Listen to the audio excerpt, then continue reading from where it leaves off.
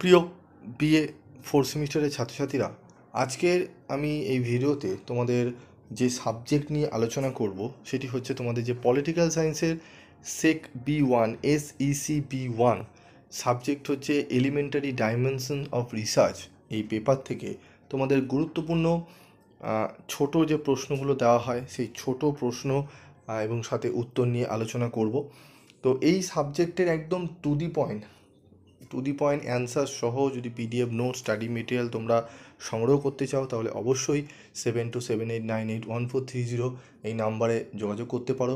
কম reasonable প্রাইসে যদি কোয়ালিটির 100% কমনযোগ্য সাজেশান সহ কোয়ালিটির উত্তর যেগুলো লিখলে তোমরা প্রায় 90%-এর উপরে নাম্বার পাবে, সেরকম যদি নোটস পেতে চাও তাহলে অবশ্যই PB স্টাডি ক্লাসের নোটস একবার দিয়ে রেখো। অন্যান্য জায়গা থেকে তোমাদের যা দাম নেবে তার থেকে প্রচুর পরিমাণে তোমাদের থেকে তার হাফ দামে তোমরা কিন্তু পেয়ে যাবে। অনেক জায়গায় দেখবে 400-500 টাকার নোটস তোমাদের কিন্তু পাওয়া যায়। সেই হাফ দামেরও হাফ দাম, মানে 200 টাকা হাফ দাম হয়, 250 টাকা হাফ দাম হয়, সেখানে তোমরা পেয়ে যাবে 160-150 টাকার মধ্যে তোমরা কিন্তু স্টাডি মেটেরিয়াল পেয়ে যাবে প্রায় রিজনেবল প্রাইসের মধ্যে এবং কোয়ালিটির উত্তর। এমন নয় যে কম দাম বলে উত্তরের কোয়ালিটি খারাপ, তোমরা নিয়ে দেখতে পারো এবং তোমরা স্যাম্পেলও দেখে নিতে পারো। তো দেখো, প্রথম প্রশ্ন হচ্ছে ধারণার সংজ্ঞা দাও।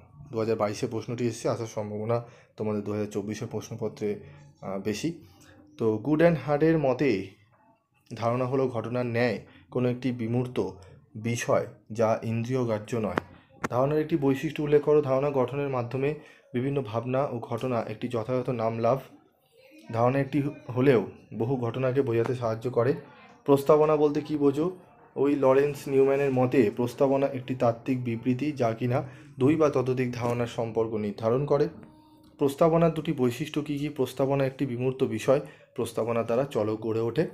প্রস্তাবনার একটি কাজ লেখো। প্রস্তাবনা নকশার অনুকল্প গঠনে সাহায্য করে। প্রস্তাবনার মাধ্যমে যথাযথ গবেষণা প্রশ্ন উপস্থাপনে সক্ষম হয়। প্রকল্পের উৎস কয়টি? দুটি, যথা আরোহী পদ্ধতি এবং অবরোহী পদ্ধতি। ভালো প্রকল্পের একটি বৈশিষ্ট্য উল্লেখ করো। প্রতিটি অনুকল্প বা প্রকল্প ঘটনাকে বোঝাতে সাহায্য করে। গবেষণার একটি উদ্দেশ্য লেখো। গবেষণার দ্বারা জ্ঞানের সমৃদ্ধি ঘটে। গবেষণার একটি উদ্দেশ্য ডবল হয়ে গেছে। তারপর দেখো, মৌলিক গবেষণা কি? যে গবেষণার সাহায্যে তাত্ত্বিক জ্ঞানের প্রসার ঘটানো যায় বা হয় তাকে মৌলিক গবেষণা বলে। খুবই গুরুত্বপূর্ণ প্রশ্ন এগুলি। এর পরবর্তী প্রশ্ন হচ্ছে, দেখে নাও, উপাত্ত কি? উপাত্ত হচ্ছে কোনো বিষয়ের অভিব্যক্তি যা সুপ্ত পর্যবেক্ষণ। ঠিক আছে?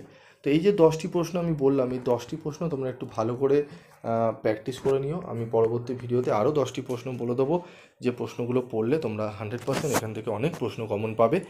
তো এরকমই স্টাডি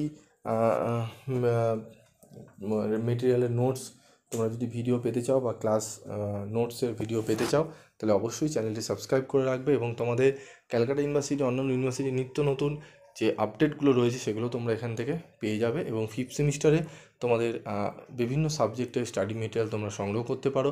অনলাইন ক্লাসে অ্যাভেলেবেল রয়েছে, সেগুলোও তোমরা জয়েন করতে পারো। ঠিক আছে? তো আজকের মতো ভিডিওটি শেষ করছি। দেখা হচ্ছে পরবর্তী ভিডিওতে। সকলে ভালো থাকবে, সুস্থ থাকবে।